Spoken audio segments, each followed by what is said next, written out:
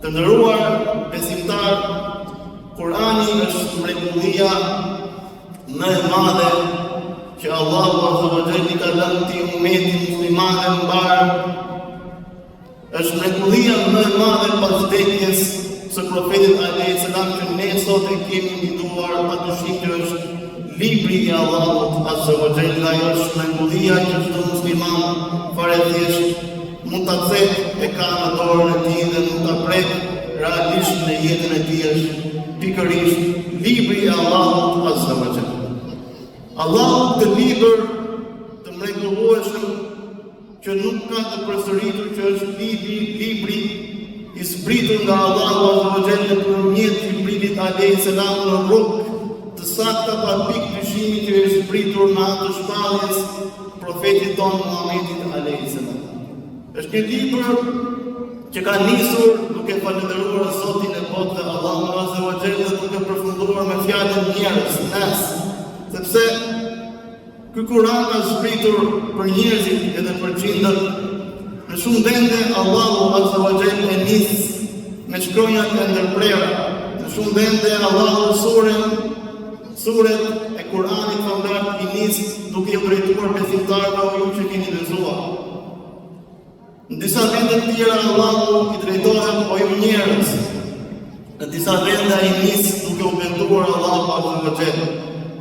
Në disa vende nis duke thënë është afruar dita e Kiametit për njerëzit. Disa vende drejtohet o ti njeri, disa vende nis me ditën e Kiametit, me përshkrimin e ditës së Kiametit.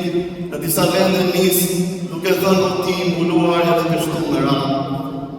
Ajo që ne do të flasim sot është pikërisht për dy sure të Kur'anit famlar që nisin në një mënyrë paralajmëruese i qortuese për ato vepra që i bën ai njeriu që ka përfundim të hidhur botën tjetër. Dhe janë dy sure që kanë një fillim të dyja të veçantë, një retorik të veçantë që në asnjë sure të Kur'anit Allahu Azza wa Jalla nuk e ka nisur ligjërimin fjalën e tij në të fortë. Dhe janë pikërisht suret Mutaffifin dhe surja Humazah. Allahu i nis këto dy sure me fjalën Wailun, që do thotë mirë, i humbur qoftë ai njeri, i shkatëruar, i përbuzur është ai njeri, thotë Allahu Azza wa Jalla. Disa dietarë kanë thënë që Wail është një lukin në zjarrin e xhehenemit, ku derdhen mbetjet e zjarrit të xhehenemit, e djegjes së të mëshme të zjarrit të xhehenemit, nderuar besimtarë. Por për çfarë flasin këto dy sure që Allahu e ka nisur duke i thënë mirë për ata shkatarim, njerim, humbje e madhe është për ta njerëz. E para ka të bëjë me pasurinë e njeriut, ka të bëjë me diçka materiale. Pra ka të bëjë me marrëdhënie njeri me njeri në çështjet e tregtisë dhe në çështjet e marrëveshjes që të bëjë secili prej nesh, pra njeriu në bashkë me gjithë njerëzit që ai e rrethojnë në nuancat e pasurisë, e fitimit, e shitblerjes dhe në çdo nuancë tjetër që ka përfitim të ndërsjellë. Allahu Azza wa Jalla nis duke thënë Wailun lil mutaffifin, mirë për ata që hanë në peshë, thotë Allahu Azza wa Jalla.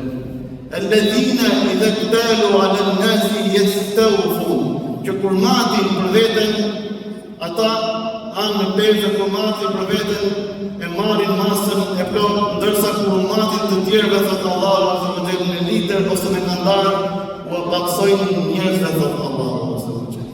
Allahu po të shohim në tefsiret e kësaj sure, Allahu ka dhënë një shembull në atë kohë njerëzit duke peshuar në kandarin e tyre, në peshuar e tyre, i mashtronin njerëzve kur u jepnin një mall. Ajo që ne e përshtatim sot dhe e përkthejmë në jetën reale sot është në çdo tregti, në çdo biznes, në çdo marrëdhënie që ka njeriu me njeriu, do të jetë pastërti, nuk duhet të ketë hile, nuk duhet të ketë mashtrim kur ti shet një mall, kur ti fiton të ardhura në çdo fushë të jetës tënde, nuk duhet të hysh në hak njeriu që ke përballë, po thot Allahu Azza wa Jalla. Pra ashtu siç ti dëshiron të marrësh masën e dur kur ti blen, por edhe kur të shesësh, thot Allahu Azza azza wa jall, atëherë shit në mënyrë më të drejtë, më fisnike, pa mashtrim, pa bërë asnjë hile, pa bërë asnjë dallavere, por bëu i drejtë për të shesës mallin tënd, për të kesh një përfitim dhe mos u bëj rob i paras, sepse ti do të marrësh nga risku vetëm atë që ka caktuar Allahu azza wa jall për të, dhe as më tepër dhe as më pak, veç asaj që Zoti i gjithësisë ka caktuar për të. Por kjo është një gjë shumë e rrezikshme që Zoti e mirë duke thënë mirë, i humbur, i shkataruar është ai që bën, ai që mashtron thot Allahu azza wa jall. Ai që për të përfituar të ardhura, ai harron çdo normë, harron çdo etik, harron çdo moral fetar që ai e ka përfitur duke u qenë musliman dhe duke jetuar si njëri besimtar me normat e Kuranit dhe traditës së profetit alayhis salam. Pra, ai mos harroj sepse një ditë do të largohet nga kjo botë e përkohshme. Pasi flet Zoti që nis me wailun, pra mirë për ata, mirë shkatarim njeriu humbje e madhe për ata që mashtruan thot Allahu azza wa jalla. Dhe vazhdon, la yadhunnu ulaika annahum mab'uthuna li yawmin 'azim. Yawma yaqumu an-nasu li rabbil 'alamin. Dhe çfarë pandej ata, nuk e dinë që një ditë ata do të ringjallen thot Allahu azza wa jalla. Këtë për cilësitë e këtyre njerëzve që mashtrojnë, dhe pastaj vazhdon duke i mësuar njeriu që të reflektojë sa është gjallë në këtë botë. Çfarë pandeti që këtë pasurinë do ta kesh, do ta marrësh edhe kur largohesh nga kjo botë, por mos harro që një ditë ti këtë pasuri që e ke përfituar duke mashtruar, duke bërë hile në punën tënde, në biznesin tënd, duke mashtruar, duke falsifikuar, duke me fjalë, duke lozur me fjalën tua, duke përshitur mallin, ndërkohë malli nuk është i saktë, nuk është ashtu siç ti e paraqet, ky është mashtrim.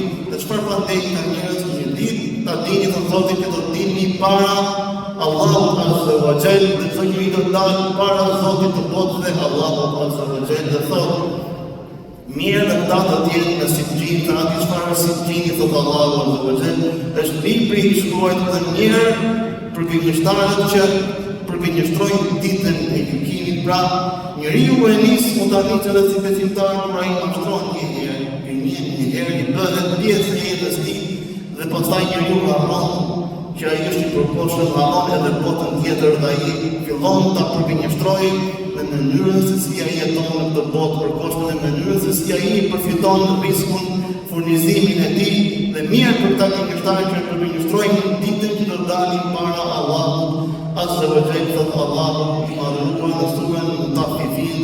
Pastaj më pas Zoti përshkruan që këta njerëz që dallen në besimtarët, edhe pse kanë fituar një pasuri duke i mashtruar njerëzit në biznesin e tyre, në punën e tyre, ta dallen në besimtarët, por thot në fund thot Zoti i gjithësisë, kur përshkruan cilësitë, mirësitë që Zoti do t'i begatojë ata që besojnë dhe janë të palëkundur në normat që i ka caktuar Zoti, këtyre që janë të drejtë në marrëdhënien e tyre të punës, në çdo aspekt të jetës së fitimit monetar, ata janë të drejtë dhe dinë që risku është në dorë të Allahut azza wa jall, dhe në fund thot Allahu azza wa jall, pikërisht janë besimtarët që do të tallen dhe të qeshin me gjendjen e mjerueshme të ju besimtarëve ditën e gjykimit, thot Allahu azza wa jall, të nderuar besimtarë.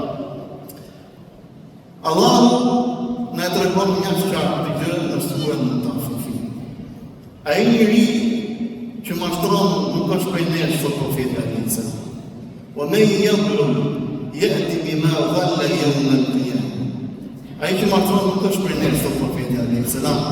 Edhe pse ai njeri nuk përdor nuancat fetare, nuk përdor nuancat besimit të tij duke u betuar rendshëm, duke u betuar në emër të Zotit, ai njerisht ai fundos veten e tij duke shitur fenë e tij për 2 monedha të ulta.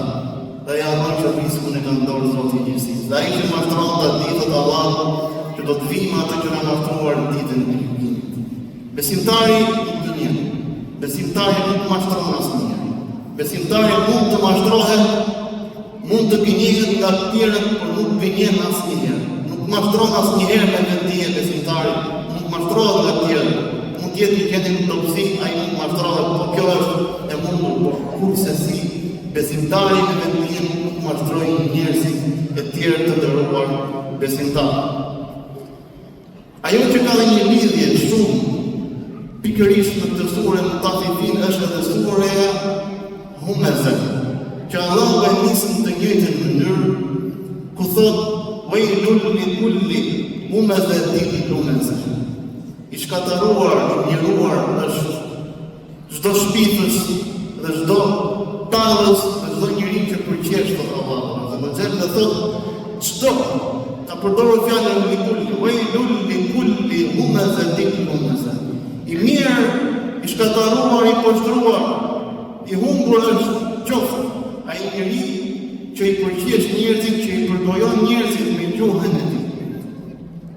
Humezah, wailul likulli humazatin lumazah. Humezah ka thënë dietarët është ai njeri që përgojon njerëzit, që flet për njerëzit me gjuhën e tij. Pra të folur e tij ai e përdor vetëm për të folur kundër njerëzve, vetëm për të përgojosur njerëzit, vetëm për të përçarë njerëzit, vetëm për të prish punë tjetrin, vetëm për shpëllaruar tjetrin me gojën e tij pa me fjalën e tij. Ndërsa lumazah ka thënë dietarët është ai njeri që bën të njëjtën gjë, bën tallje, bën mençmime, bën përqeshje në anë të mimikave, në anë të shenjave. Pra njeriu është aq i poshtër ku arrin në këtë gradë që Zoti e ka mallkuar dhe nisi të sure duke i mallkuar Zoti si ta njerëz, sa njeriu kur nuk ka mundësi të flasë për përgojuar një njeri që ai e ka zivi, e ka smir, kur njeriu që ai e përgojon e ka pranë, ai gjet momentin pas shpine e përqesh në anë të veprimeve, në anë të shikimit, në anë të mimikave.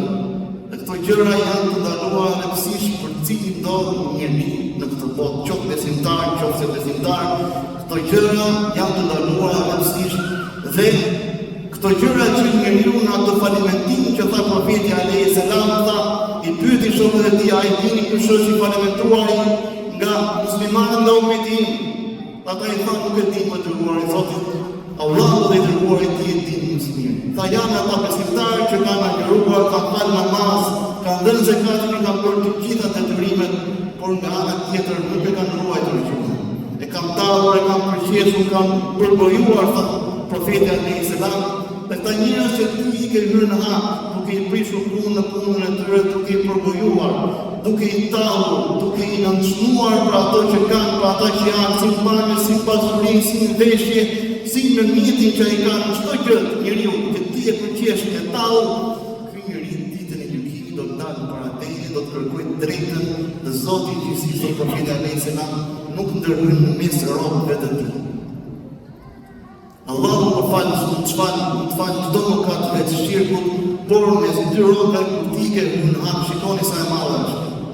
Kur ti ke hyrë në hak dikuj me përqeshje, me përgojim, me kibet, me nëntallje, me nënqeshje, me një mika, me një shikim, me çdo lloj shenje, ditën e gjykimit ky njeri del para teje, kërkon drejtën tënde dhe merr nga mirësitë e tua dhe jep nga të këqijat e tij. Dhe kjo gjë vazhdon të profeti alayhis salam derisa njeriu që ti i ke rënë hak të ti merr të gjitha të mirat dhe ti pastaj merr nga të këqijat e tij derisa ky njeri që ka pandehur që është musliman, pas ka kontrolluar gjuhën e tij, idhet në zjarrin e xhenemit dhe kështu ai humb, thot profeti sallallahu alaihi wasallam. Po të shikojmë cilësit pasi Zoti flet në surën Humezah, alladhi jama'a malahu wa addadah. Ai që grumbulon pasurinë e tij dhe ruan me shumë fanatizëm. Sot ka fituar kaq të përsëri fillon një moment, nesër fillon pa i gjithë dhira të përbollet drejt pasurisë, drejt lekut.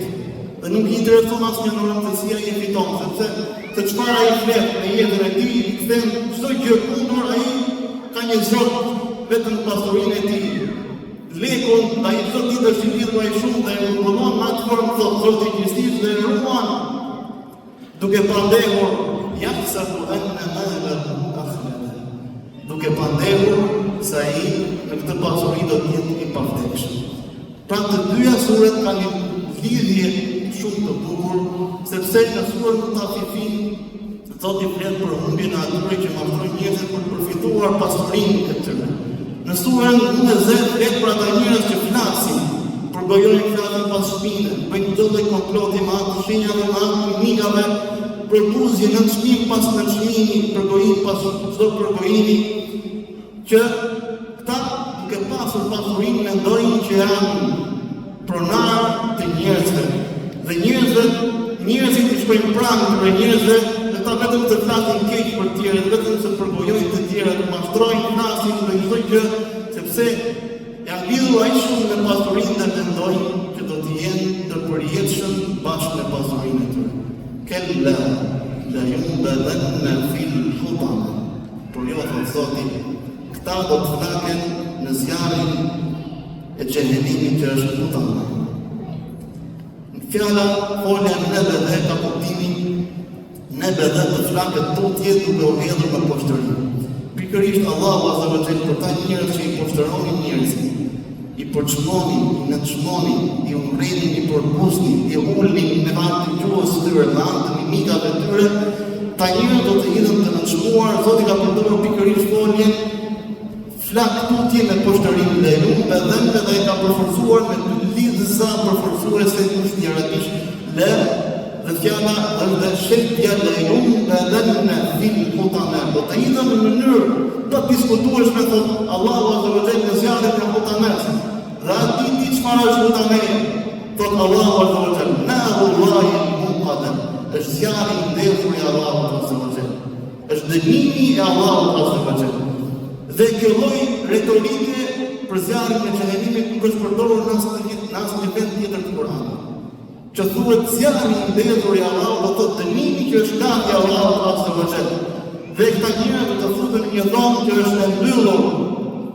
Dhe kjo do të përton deri në zemrat e tyre, sepse njeriu kur është gjallë në anë të ndjenjave që i kanë zemra, një poshtëron tjetrin e ul, tjetrin e përgojon dhe çfarë të bën. Dhe zjarri do të shkojë deri në brendësinë e zemrave të tyre, do të jenë të rrethuar, thot Allahu azza wa innaha alayhim muqsada. Do të jenë si në një dhomë, si një furrë e mbyllur të gjitha anët. Fi amelin mumaddada, do të jetë rrethuar me shtylla lakëruese që vetëm e ndjeki njeriu. Dhe është dhe Ibn Abbas ka thënë për shtyllat, duke thënë që zjarri do të jetë i tillë i tmeshëm, siç janë kollonat e zjarrit do të jetë larg duke përpirë çdo gjë. Allahu na ruaj nga dënimi i të dyjave cilësive që jep Zoti i gjithësisë. Profeti alayhis salam kur ngjit natën e Miraxhit pa njerëz me thonjë për bakri që gëricnin, gërvishnin fytyrën e tyre dhe gërvishnin gjokset e tyre. Dhe kur e pyetin profetin alayhis salam cilët ishin këta njerëz, profeti tha, këta ishin njerëzit që flisnin, përgojonin njerëzit në atë botë dhe flisnin pa fakte për nderin e njerëzve të tyre. Pra gjuha e tyre, përqeshja, dallja, përgojimi e çon njeriu e shkataron, edhe pse ai nuk ta pandej vetëm besimtar, e shkataron. Ja zgjeston çdo punë. Prandaj të reflektojmë sa jemi gjallë, të rregullojmë punën tonë, të rregullojmë marrëdhëniet tona me njerëzit, të kërkojmë Allahun kush mendojmë ne që kemi hyrë në hap sepse dita e gjykimit, dënimi i Allahut është i mëshirshëm. Dhe gjithë kjo qartësi, gjithë ky shpjegim që Zoti bën në Kur'anin famlar është mëshirë. Këto janë fjalë dënuese që tregojnë dënimin e atij njeriu që ka këto cilësi. Por kur Zoti i përmend se ajo ka të bukur dhe të qartë në Kur'anin famlar sa ne jemi gjallë, kjo në fund përkthehet si mëshirë që ne të reflektojmë, të heqim dorë nga këto vepra që mos kemi një fund të tillë ashtu siç po na thot Zoti shumë trotsh, shumë qartë që në të botë të përkohshme. Lutim Allah